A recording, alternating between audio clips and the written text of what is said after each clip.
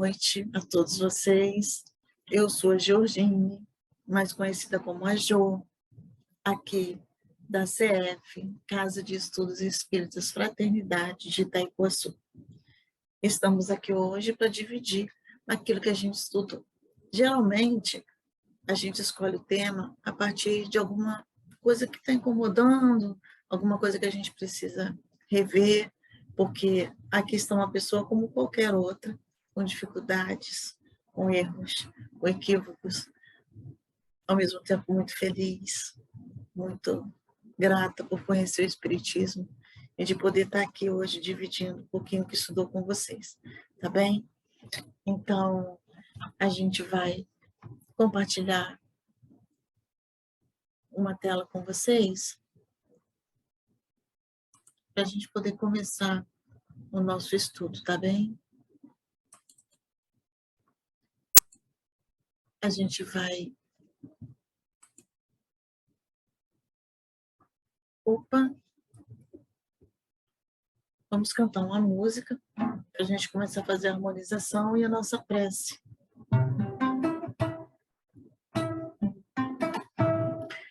Se eu pudesse ter uma casa encantada com varanda e com jardim, janelas, jardineiras coloridas vão nos convidando a entrar. Luar, oh, luar, me leve para algum lugar. Estrelas, cometas, nos iluminando a cantar. Se eu pudesse ter uma casa encantada com gente a brincar pra lá e pra cá, uma grande família e os amigos apertados no meu abraçar. Amigos, irmãos, unidos numa oração, laços de família, tesouros para o coração. Se eu pudesse entender que a casa encantada está dentro de mim, e qualquer esforço que eu fizer, as flores coloridas vão surgir. Luar, aurora, não amanhã e sim agora. Transformação de homem velho a homem bom. Luar, aurora, não amanhã e sim agora. Transformação de homem velho a homem bom. Desculpa aí um pouquinho a voz, está falhando um pouquinho. Então vamos abrir uma página ao acaso, neste livro aqui, chamado Convivendo com Você, de César Braga Said. É um livro que sempre traz umas reflexões muito boas. Então, tem aqui uma frase para abrir a página que diz assim: quando teu barco amarrado há muito tempo ao cais te dá a impressão de ser uma casa, lança-o ao mar. Dom Helder Câmara. E a página chama-se Ocupações. Você se ocupa ou se preocupa? Vive o presente ou se mantém fixado no futuro? Aproveita seu tempo com racionalidade e disciplina ou desespera ante a multiplicidade de coisas para fazer? Ocupar-se não significa viver neuroticamente, fazendo uma coisa após a outra, sem tempo para pensar, sentir as estações, registrar os próprios sentimentos e perceber as pessoas. Ocupar-se é realizar as tarefas que nos competem sem nos coisificar, isto é, sem nos transformar em máquinas que trabalham sem parar. Quando nos coisificamos, perdemos de vista o lazer, o afeto, o descanso, a quebra da rotina, a fim de preservar nossa sensibilidade.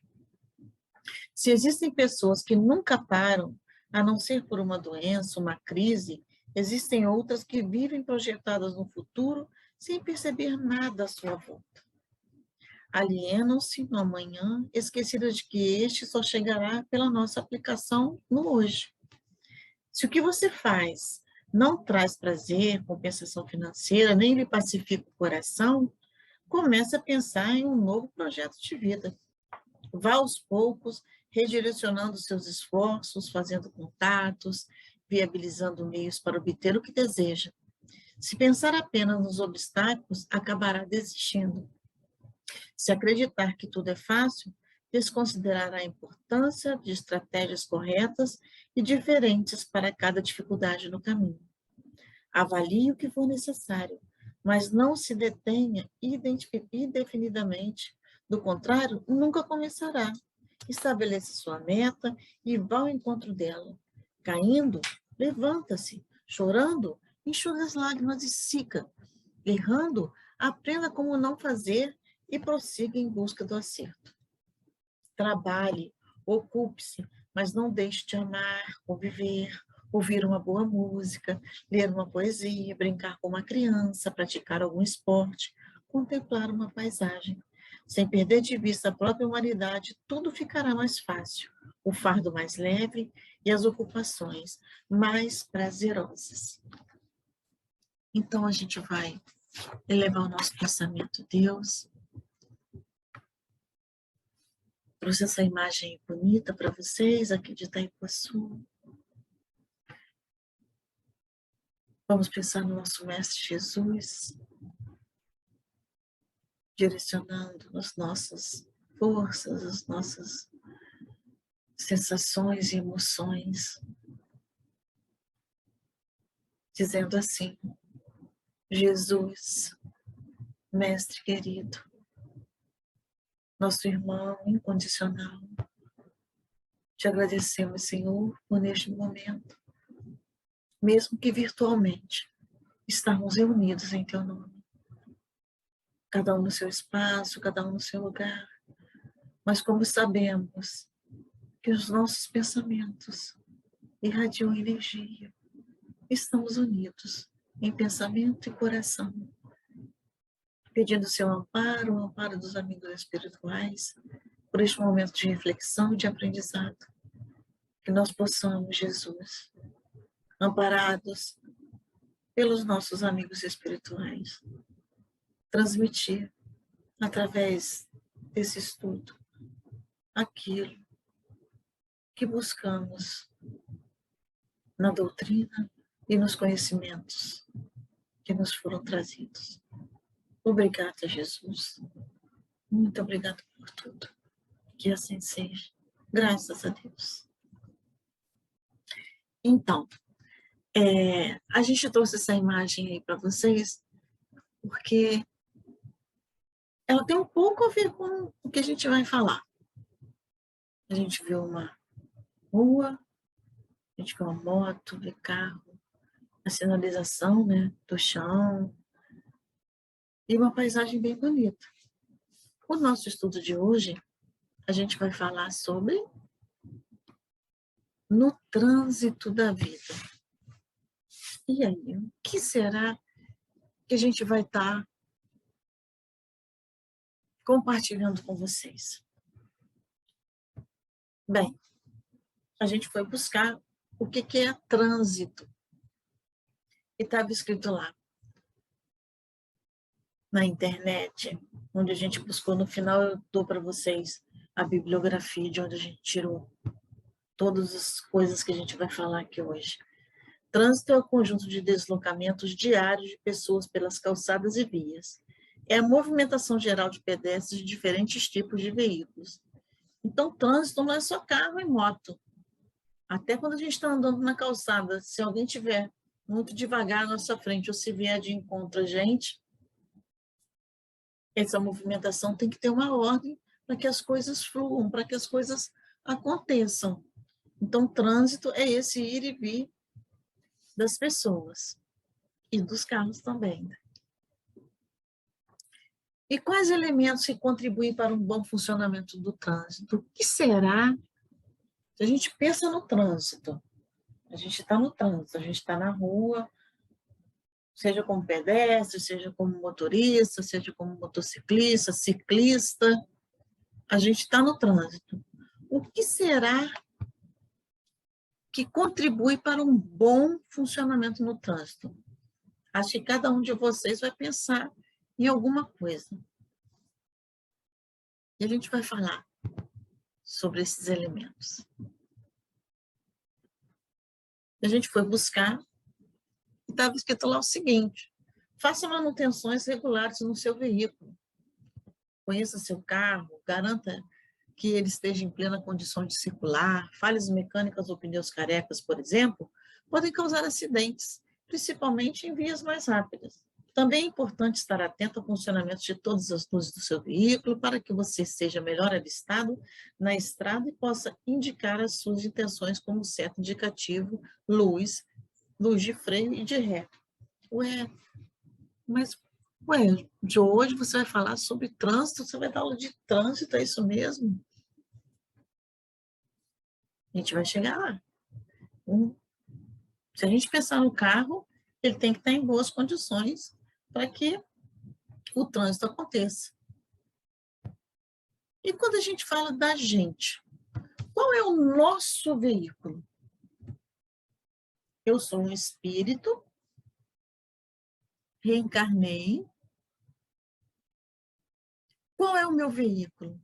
Que vai fazer com que eu me movimente aqui nesse mundo, com que eu possa evoluir? Qual é o meu veículo reencarnatório? Quem falou? O corpo. É isso. O corpo é como um carro. O preceito do corpo são mentalidade sadia. Poderá ser observado tão somente pelo hábito dos esportes e labores atléticos? Será que é só isso?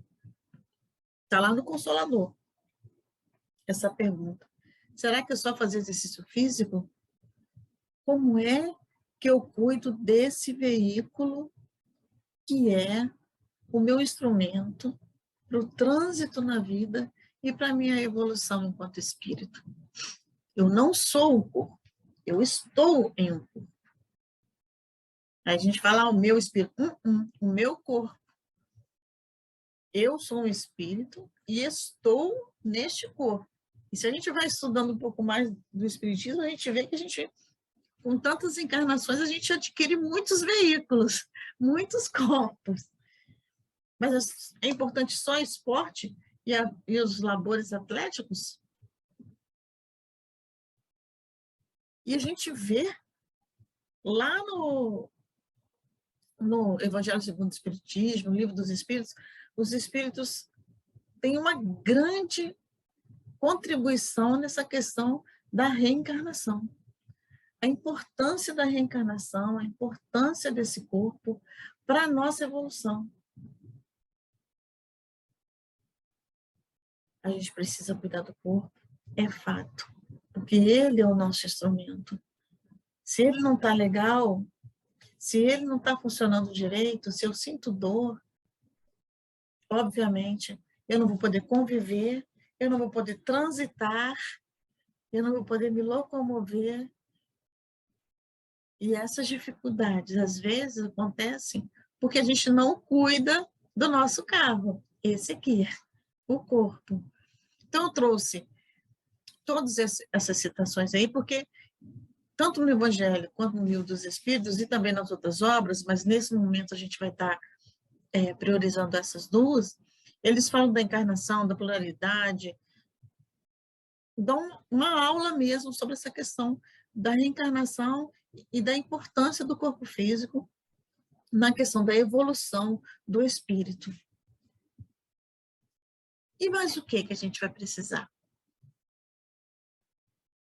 Agora vamos voltar para o carro. Respeite todos os tipos de sinalização do trânsito. A sinalização mandou parar ou dar a preferência? Faça isso.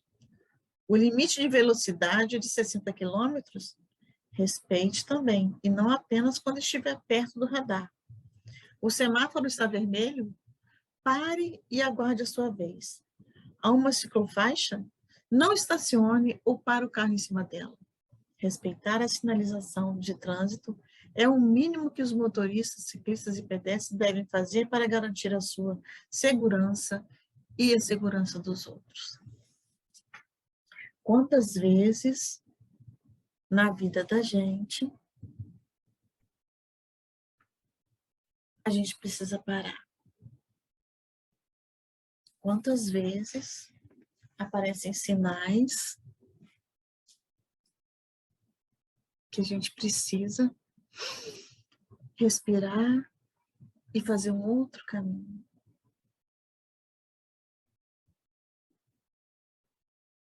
Sabe, quando eu pensei em fazer esse estudo, foi a partir de uma escuta que eu fiz. Estava dirigindo e a rádio, um locutor leu um texto falando sobre a questão do trânsito e a vida. E naquele momento que eu estava ali, eu falei, meu Deus, importante trazer isso para mim, que sou motorista, que sou pedestre, atualmente não sou ciclista, mas já andei de bicicleta, um dia tenho vontade de voltar. Como que foi importante ouvir aquilo? E ele falava desses sinais. Eu falei, como isso está sendo importante para mim, para eu repensar algumas questões, vou tentar organizar um estudo, juntando também os ensinamentos que o Espiritismo traz para a gente. Então, eu tenho esse veículo que é o meu corpo, e a vida me apresenta alguns sinais em que eu preciso parar e que eu preciso refazer esse caminho, essa estrada com esse veículo. Quais serão esses sinais?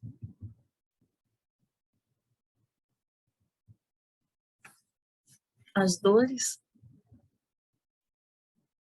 E aí, ontem, né, eu estava olhando as redes sociais e eu vi uma frase de uma pessoa dizendo que não concorda que as dores são importantes, que acham um absurdo a gente romantizar a dor. E aí eu estava pensando, não é questão de romantizar a dor. Ah, que bom que eu estou sofrendo, que maravilha sofrer. Não é isso. A questão é que se dói, é importante a gente repensar o caminho. Tá doendo? Para quê? E não por quê. Por que é importante? Porque tá doendo o fígado, por quê? Porque eu comi coisa que não devia. Eu tô com dor de cabeça, por quê? Porque eu fiquei muito tempo em frente ao computador. Mas para que a dor? A dor é para a gente tentar fazer um outro caminho. A gente enxergar o que é que a gente fez que fez a gente sentir essa ou aquela dor. Ai, minha coluna está doendo. Por quê? Porque eu fiquei sentada há muito tempo em frente ao computador. Porque eu corri, porque eu pulei. Fora as dores morais, que aí cada um tem condição de avaliar a sua. Por quê? A decepção? Porque eu criei muita expectativa em relação a alguma pessoa? Então, a dor, as dores são sinais para que a gente precise parar o carro, a gente para o corpo, para a mente e tenta fazer um outro caminho. Quais são outros sinais? A convivência. Conviver, viver com. Em casa, no trabalho, na casa espírita, na rua, no ônibus, transporte público, né? Estar em contato com outras pessoas, muitas vezes a gente precisa parar o nosso carro, a nossa mente e refazer o caminho também. E buscar uma outra situação. Qual outro sinal? Os nossos erros. Quem não erra? É difícil para a gente, daí pode ser para mim, às vezes, aceitar fazer o estudo, porque eu falo, meu Deus, fazer um estudo é muita responsabilidade. Mas de um tempo para cá eu tenho pensado o seguinte, o espiritismo, graças a Deus, a gente não tem essa questão de que para fazer estudo, de que a gente tem que ser perfeito. Não, a gente tem que estar estudando para poder transmitir aquilo que a gente estudou. O que eu estou dizendo aqui para vocês não é o que a Jo pensa, mas eu fui estudar e estou aqui trazendo para vocês. Selecionei bibliografia, selecionei imagens e vamos falar. Uma pena a gente não poder estar presencialmente, para a gente poder ouvir, a gente trocar. Mas errar faz parte do processo. E se a gente erra, a gente refaz o caminho de novo. O erro é o sinal vermelho, é o sinal amarelo, é aquele momento que a gente está nas vias, a gente precisa parar, respirar. Meu Deus, errei nisso aqui, e agora? Repensar e refazer caminho. E as alegrias, por que não? Se aquilo é bom, vamos repetir. Vamos transmitir, vamos falar de coisas boas. Vamos ler coisas boas, vamos assistir coisas boas, vamos dividir. Porque quando a gente divide aquilo que é bom também com o outro, na convivência, a gente traz para o outro aquilo de bom que a gente conseguiu. Então, por que não a alegria não pode ser um sinal? Claro que sim. E existem outros tantos. E aí a gente também foi no livro dos Espíritos, capítulo 8, no livro 3, a lei do progresso. Porque é preciso, com esses sinais, que a gente progrida, que a gente cresça. E lá eles falam sobre a marcha do progresso, sobre os povos degenerados, sobre a civilização, o progresso da legislação humana e a influência do espiritismo no progresso. Quando a gente estuda, quando a gente está na casa espírita, quando a gente troca, quando a gente convive, quando a gente erra, a gente busca outro caminho, e esse trânsito da vida, e essa convivência, e essa troca, porque trânsito é isso, leva a gente ao progresso. Porque se não fosse importante, Deus não iria colocar um monte de espíritos reencarnados convivendo, errando, acertando, buscando, refazendo caminhos. É importante para que a gente alcance o progresso. E a lei do progresso é para todo mundo. E isso é muito bacana. A gente, não, essa pessoa não tem jeito. Primeira coisa que a gente fala, né? Mas não, todo mundo vai progredir. A gente está progredindo. A gente está refazendo as rotas diante das situações. Então, esse capítulo 8 do Livro dos Espíritos vem falar para a gente sobre essa questão do progresso. 3. O que mais é preciso para que o trânsito aconteça de uma maneira equilibrada e melhor? Apenas assuma a direção se estiver sóbrio e bem disposto. Assumir o volante nessas condições é colocar a sua e demais vidas em risco, Mas isso não vale apenas para motoristas e motociclistas. Ciclistas e pedestres também devem se cuidar. Então, atenção, se beber, não dirija. Mas o que tem isso a ver com o fato de a gente estar reencarnado, de a gente estar nesse veículo, que é o nosso corpo? Eu fiquei pensando sobre isso também. Quando a gente não está bem emocionalmente, a gente fica na dúvida. Qual o caminho que eu vou seguir? E o que precisa a gente fazer? Você está ali, tem a escolha, tem o livre-arbítrio, diante de uma situação na vida que a gente se sente meio tonto, mesmo que a gente não esteja embriagado por conta do álcool. Às vezes a situação que a gente está vivendo é tão difícil, é tão complicada, e a gente precisa fazer uma escolha. Então, para o Espiritismo não há destino, não há predestinação, não há sorte ou azar.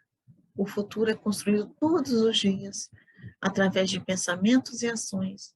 O espírito e seu grupo cultural escolhem e determinam seus caminhos, exercitando uma característica indissociável do ser inteligente, o livre-arbítrio. E aí vem a nossa escolha. Às vezes a gente concorda depois com a escolha que a gente fez, às vezes não, mas a gente precisa fazer. E essa questão do livre-arbítrio, só um espírito inteligente, né? Depois que a gente passa por todos os reinos e se torna uma individualidade, vem a nossa escolha. Tão importante que nesse momento da escolha a gente não esteja... Porque quando a gente está ali no olho do furacão, eu falo isso, como que é difícil.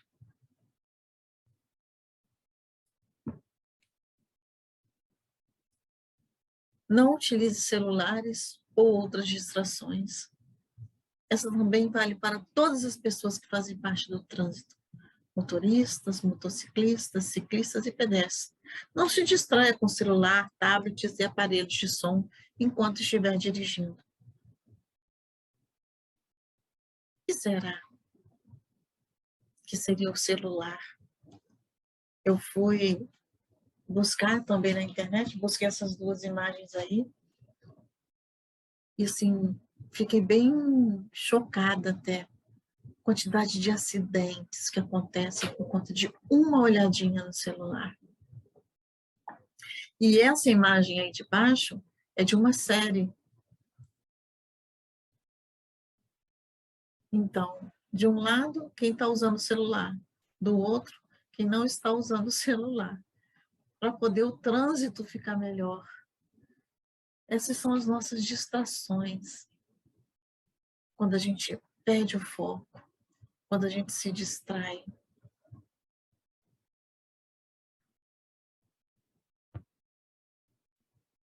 E dentro da doutrina, dentro do espiritismo, como é que a gente faz para a gente não se distrair tanto?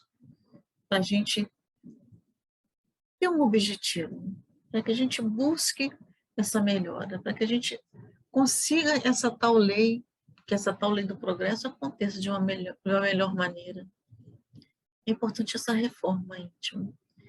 E aí é interessante que o Espiritismo não fala de... ele fala de reforma, ele não fala de mudança. Porque mudança, vou mudar. Tá, vou mudar, vou tirar o guarda-roupa daqui, vou colocar na outra parede. Vou tirar a cama daqui, vou botar para lá. Isso é mudança. O Espiritismo fala de reforma. Quem já fez reforma em casa sabe. Quem já viu uma reforma na casa de alguém sabe o que é. É quebrar, é tirar do lugar, é tira tudo, quebra, e quando a gente chega, o ambiente é outro. É fácil fazer uma reforma? E aí está lá a pergunta, no Livro dos Espíritos, a pergunta 919. Qual o meio prático mais eficaz que tem um homem de se melhorar nessa vida e de resistir à atração do mal? Um sábio da antiguidade vos disse: conhece ti mesmo. E aí a gente pegou um pedacinho do Santo Agostinho. Santo Agostinho deu uma dica para a gente. Fazer o que eu fazia quando vivi na Terra, ao fim do dia, interrogava a minha consciência, passava a revista ao que fizera e perguntava a mim mesmo se não faltara algum dever, se ninguém tivera motivo para de mim se queixar. Foi assim que cheguei a me conhecer e a ver o que em mim precisava de reforma. Ai, João, mas isso é difícil. É. Mas hoje a gente já pode até falar sobre isso, a gente pode conversar, a gente repete, aí tem dia que a gente faz, tem dia que a gente não faz. Às vezes a gente reconhece esses nossos erros no momento que logo depois que a gente comete. Mas essa coisa da gente perguntar, da gente ter o livre-arbítrio, da gente estar se interrogando, a gente já vai fazendo essa reforma. Quantas coisas a gente fazia e que hoje a gente não faz mais? Muitas coisas a gente ainda faz. Mas é esse esforço de modificação que vai ajudar com que a gente progrida enquanto espírito e que a gente consiga conviver, transitar com outras pessoas. E o cinto? Bem, o quinto fator importante para que o trânsito flua de uma maneira melhor, mais harmônica. Utilize o cinto de segurança e capacete. Cinto e capacete são obrigatórios. Aqui vamos incluir a utilização correta da cadeirinha para crianças, que também contribui para a segurança dos pequenos. Há motivos para que estes itens sejam obrigatórios. Eles salvam vidas.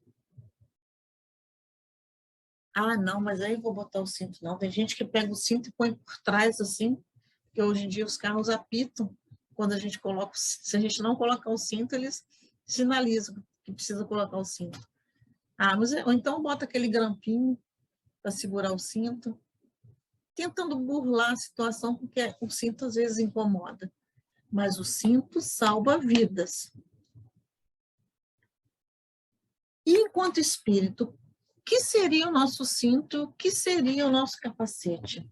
Para ajudar a gente a salvar as nossas vidas, para que a gente consiga ter mais discernimento na hora de tomar uma resolução, para que a gente siga de maneira segura nessa existência.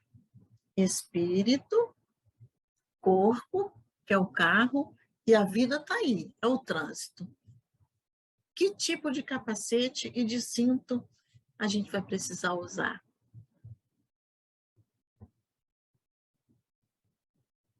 Oi, a prece. Evangelho segundo o Espiritismo, capítulo 28. E aí eu trouxe essa gravura dessa criança que traz uma serenidade para a gente. A prece seria o nosso capacete, o nosso cinto de segurança. E aí eu trouxe alguns livros, lá no Consolador também. Ele fala sobre a importância da prece, como que ela ajuda a gente a ter mais equilíbrio, a ter discernimento, a fazer escolhas mais acertadas. Então, a gente precisa trabalhar, como diz Bezerra de Menezes, para o culto do Evangelho no lar, quando estiver ao alcance das nossas possibilidades. Vamos fazer uma vez na semana, 15 minutos, meia hora, pegar um livro de página, pegar o Evangelho, uma água para frutificar. A gente precisa ter esses capacetes e esses cintos, a prece, o estudo, porque quando a gente estuda, a gente se sente um pouco mais fortalecido, O Evangelho no lar protege o nosso lar, traz força, traz energia para a gente. Ah, mas eu vou ter que fazer o Evangelho no lar sozinho. Não tem problema, não está sozinho. Nosso anjo da guarda está ali, os espíritos protetores estão ali. E a gente traz para o nosso lar e para os lares vizinhos essas energias que nos fortalecem diante das nossas dificuldades nesse trânsito da vida, sabe? Aí eu trouxe essa imagem também, que quando o culto está acontecendo, os espíritos vêm e trazem fluidos e fluidificam nossa água. E se tem algum espírito precisando de socorro, eles recolhem, levam para a casa espírita para serem tratados.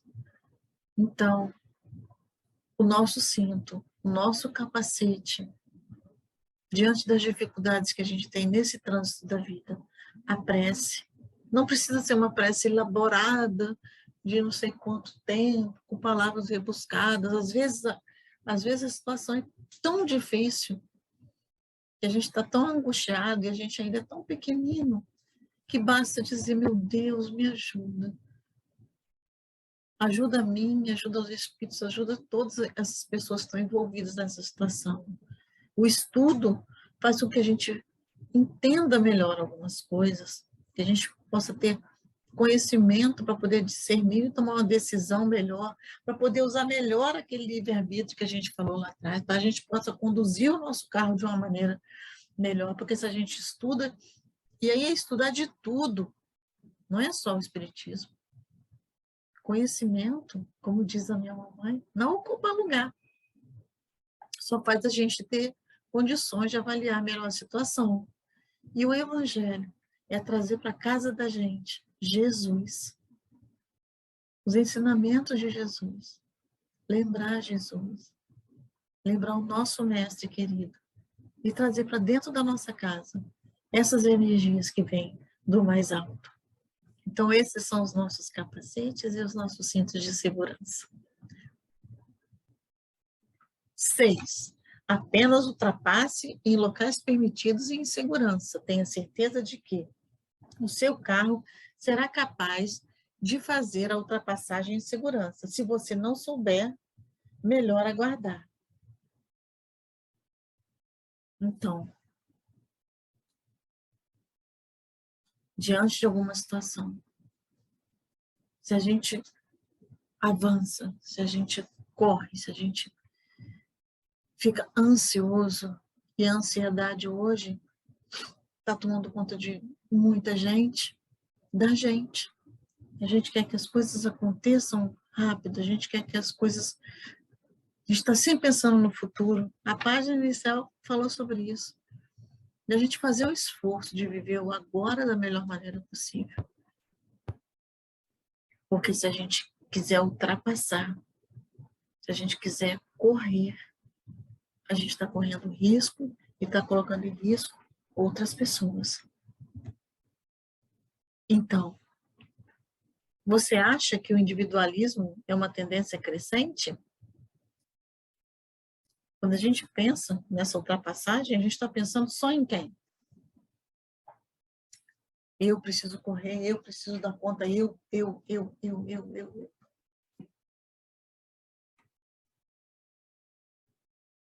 E os espíritos dizem que o egoísmo é a maior chaga da humanidade. Entre os vícios, qual que podemos considerar radical? Já o dissemos muitas vezes, o egoísmo. Dele se deriva todo o mal. Estudai todos os vícios e vereis que no fundo de todos existe o egoísmo. Quando a gente fala da vaidade, quando a gente fala do mau humor, quando a gente fala da agressividade, quando a gente fala da impaciência, da raiva, todos esses vícios que a gente tem, no fundo deles, é o egoísmo, porque sou eu primeiro. E aí lá no trânsito, quando eu faço uma ultrapassagem indevida, Eu estou querendo provar o quê para quem? O instrutor, quando eu fiz autoescola, que eu já fiz autoescola já com 40 anos, sabe? Ele uma vez disse para mim assim, se você for fazer uma manobra no trânsito, e você pensar assim, será que dá? Não faça. Na dúvida, não faça. Só se você tiver segurança. O outro espera, não tem problema. Mas o que é que a gente faz? A gente vai. A gente joga os nossos dados, a gente quer impor aquilo que a gente quer como verdade. A gente não dialoga. Então, me diz, estudai todos os vícios e verei que no fundo de todos existe o egoísmo. Então, não vamos fazer o esforço de não ultrapassar indevidamente. Vamos passar na hora que a gente tiver segurança e que a gente sabe que a gente não vai estar prejudicando nem a nós mesmos e nem o outro. 7. Redobre o cuidado com chuva ou pouca visibilidade. Além de prejudicar a visibilidade, a chuva deixa a pista molhada, o que pode deixar os veículos mais escorregadios, causando mais acidentes. Aumente a atenção e reduza a velocidade. E aí? No trânsito da vida, será que aparece chuva? Será que em alguns momentos a gente tem pouca visibilidade do que está acontecendo, das situações que a gente está vivendo? O que seria isso? Estudar a si mesmo é a arte mais difícil. Então, se a gente está passando por alguma situação em que a gente não está conseguindo ter clareza do que está acontecendo, momentos das tempestades, nos momentos das nossas dores, no momento das nossas decepções, a gente precisa vigiar e orar, como disse anteriormente. As tempestades vão acontecer. E aí o nosso carro sente, a gente adoece, porque a gente ainda não tem condição de perdoar algumas situações da maneira como deveríamos, então a gente joga para o corpo físico e ele adoece, o nosso carro fica com defeito. Não é assim que acontece? Então, a fim de evitar os dissabores das feridas da alma, dessas tempestades, né? Guarda o pensamento e o sentimento em harmonia com os ideais superiores, albergando-se na fé, na oração e no perdão, realizando a profilaxia necessária das enfermidades morais. As enfermidades morais. Isso a gente tirou de um livro do André Moreira, pelo Espírito Dias da Cruz. A gente precisa fortalecer nesses momentos de tempestade da nossa vida a fé, a oração e o perdão. E como que é difícil quando a gente passa por certas situações, a gente se resguardar, mas que bom que a gente tem esse conhecimento. E se a gente não conseguir sozinho, se estiver doendo muito, se aquela dor moral, se aquela dor física, se a tempestade estiver muito forte, se a gente se sentir no meio de um temporal daquele muito forte, a gente pode pedir ajuda. A gente pode ir para a casa espírita, a gente pode pedir a um companheiro da casa espírita para fazer uma prece junto com a gente. E a gente pode chorar e a gente... Não há problema. Não há problema. Estamos a caminho. Não existe espírito perfeito. aqui no planeta. O único espírito perfeito que aqui esteve foi Jesus. Ele teve condições, no momento da sua crucificação, e olhar para a humanidade e dizer: perdoa, Pai. Eles não sabem o que fazem. Mas ele era o espírito puro. A gente está numa condição ainda bem pequena, mas a gente já está tendo conhecimento da oração, da fé, do perdão, esse exercício do convívio. O Espiritismo diz isso para a gente: vamos. Quem não erra é porque não convive. Porque quando a gente convive, aquilo que as nossas dificuldades aparecem. E aí a chance que a gente tem de ouvir o outro dizer: olha, não é por esse caminho não, não está legal, sabe? Então, nos momentos de tempestade e de nebulosidade, vigiai e orai. 8. Seja paciente e tenha respeito pelos outros. Se há um condicionamento, seja paciente. Todas as outras pessoas estão na mesma situação que você. Adianta meter a mão na buzina? Adianta gritar? Adianta sair do carro e brigar com o outro? Não adianta. E como que é difícil a gente ser paciente num trânsito parado, congestionado, calor, tudo junto. Às vezes um problema, você não está sozinho, alguém falando no seu lado do carro, aquilo vai... Como que a gente precisa exercitar essa questão da paciência?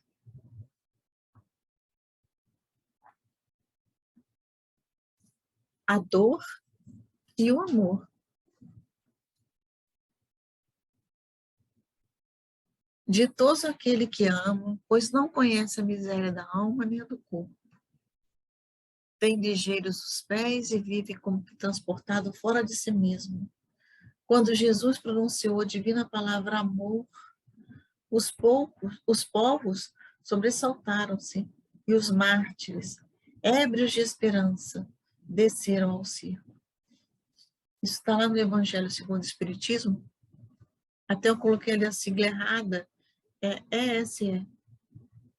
Coloquei 2 S, né? Capítulo 10, item 8. Que Jesus disse, né? O amor cobre a multidão dos pecados. E aí a gente trouxe a Madre Teresa de Calcutá, dizendo que qualquer ato de amor, por pequeno que seja, ele traz a paz. E o Chico, o Cristo, não pediu, e não pediu muita coisa, não exigiu que as pessoas escalassem o Everest ou fizessem grandes sacrifícios. Ele só pediu que nos amássemos uns aos outros. Que amor é esse? Essas duas criaturas, assim como Jesus, viveram para servir. O trânsito da vida deles foi amar, doar-se. A gente ainda não está nessa condição aí, mas a gente já pode fazer alguma coisa. Quando a gente percebe aquele colega no trabalho que não está bem, chegar perto, perguntar: tá tudo bem? Quer um café? Quer uma água? Dar um abraço? Às vezes não fala nada. A pessoa não precisa que você fale nada, ela quer falar, ouvir. É preciso.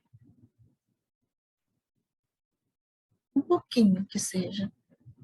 Uma gotinha de amor. Faz toda a situação se modificar.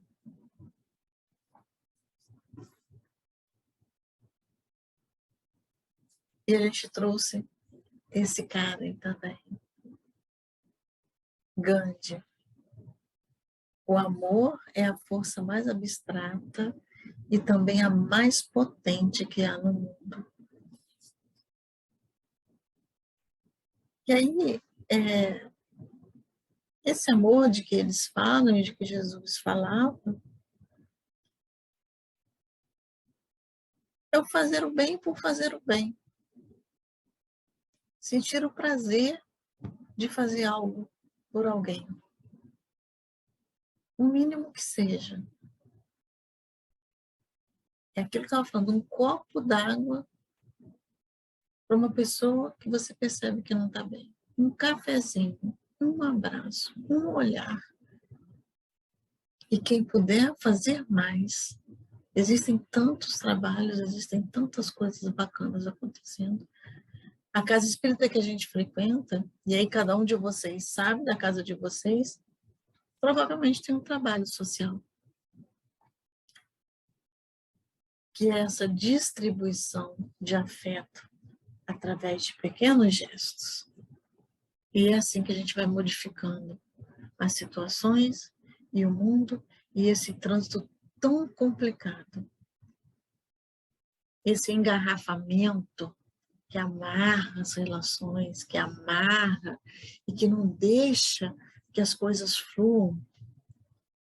Porque a gente, muitas das vezes, não é capaz de pedir desculpa. Porque muitas das vezes a gente fica de birra e eu não vou fazer, e eu não vou ajudar, e eu não vou dar o braço a torcer.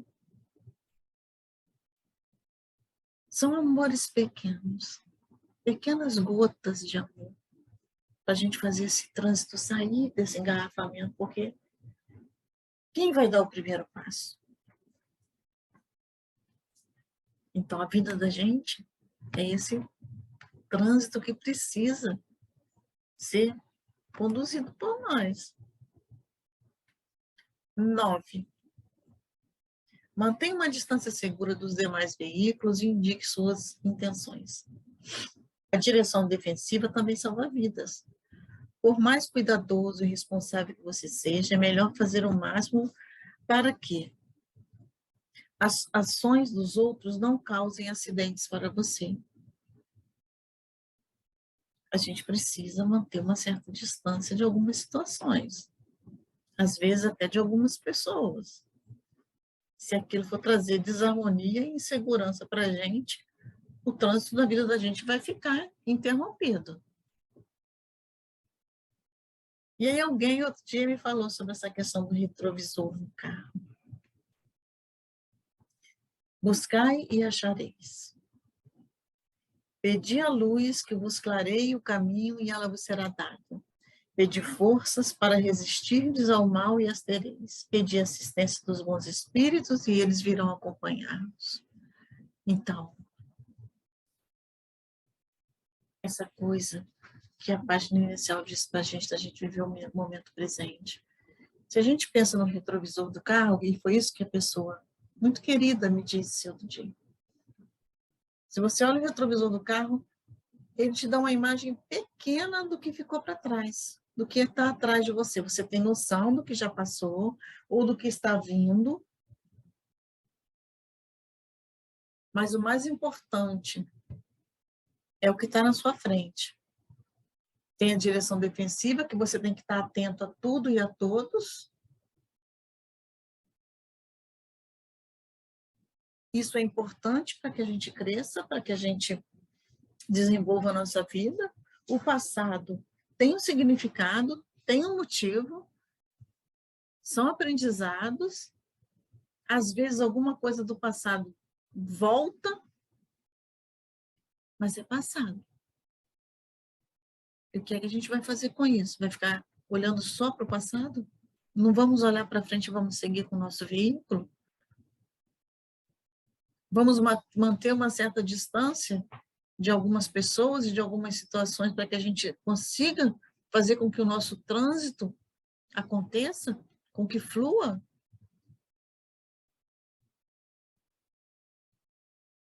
Então, a gente precisa buscar, que a gente vai achar. Sem ficar muito preso ao passado. Mantendo uma certa distância de algumas situações, porque a gente ainda não tem condição de avaliar e de resolver, e seguir em frente. E eu achei essa frase, não conheço esse autor, achei na internet, mas achei tão bonito, porque tem os veículos também no mar. E essa frase diz o seguinte para a gente: quando o navegante, somos nós, começa a viagem, prepara seu barco, estuda sua rota, planeja seu itinerário e zarpa. Não pode saber quais tormentas o atingirão, nem se retornará, mas zarpa. E a gente fez isso. A gente planejou nossa encarnação, a gente está nesse corpo físico, nesse veículo, nesse barco. A gente não tem muita noção de quais as tormentas a gente vai enfrentar, mas a gente tem Jesus, a gente tem os ensinamentos, a gente tem os amigos, a gente tem a casa espírita, a gente tem os livros, a gente tem a prece. E a gente zarpa. E a gente vê, porque a gente quer progredir. Em alguns momentos a gente vai se deparar com um sinal de trânsito verde, que a gente pode seguir, tudo está fluindo. A gente vai. O amarelo, que é para a gente parar e pensar se a gente segue ou não, e o vermelho, a gente, em alguns momentos da vida da gente precisa parar mesmo. Parar, avaliar, pedir ajuda, se for preciso, buscar, para que a gente consiga encontrar um melhor caminho para seguir. E as referências que eu falei para vocês foram esses livros que a gente usou. O Consolador, o Evangelho, o Livro dos Espíritos, né?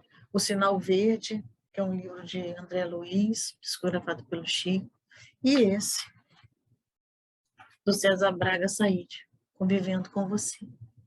E que a gente possa seguir a nossa estrada, cuidar do nosso veículo, usar o nosso capacete, manter a distância.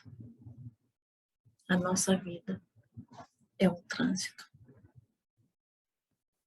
Eu agradeço a vocês a oportunidade de estar aqui. E para a gente encerrar, eu trouxe essa imagem de Jesus nos abraçando. Um abraço bom, para que a gente consiga seguir a nossa estrada da melhor maneira possível.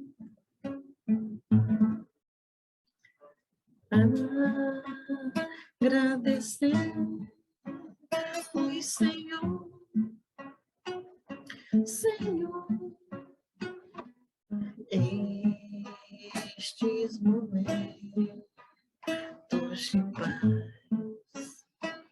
de paz,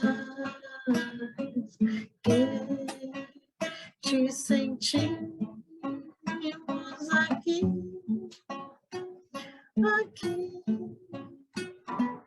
em vibrações fraternais,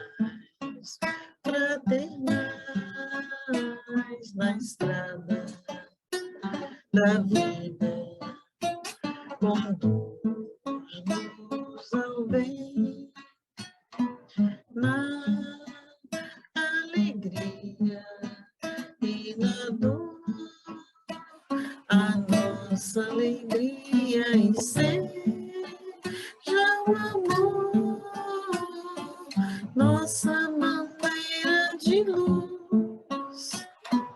Amado Mestre Jesus, a nossa bandeira e seja o amor, nossa bandeira de luz. Amado Mestre Jesus.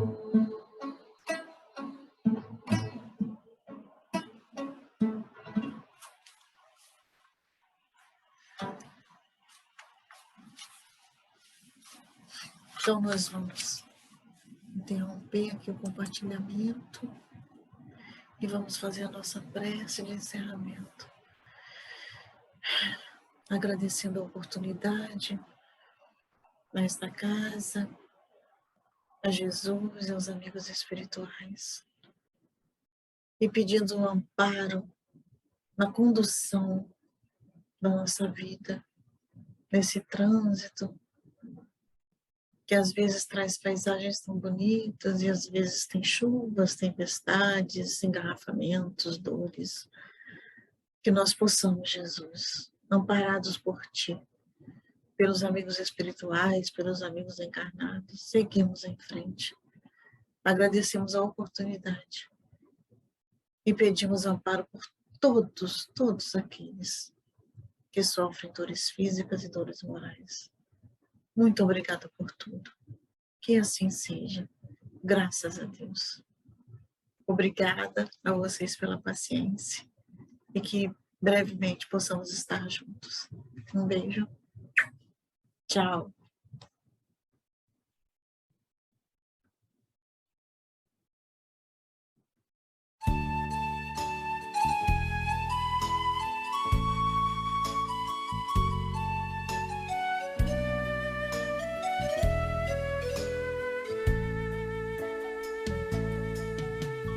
Passe a transfusão de energia, alterando o campo celular. Faça uma prece ao receber. Esta bênção serve para curar. Socorro fraterno de irmão. Jesus também pôs as mãos, curava de longe sem sequer tocar, doava energia e bem-estar. Passe é fluido e é salutar, energia vivaz. Para o carente se equilibrar, remédio eficaz.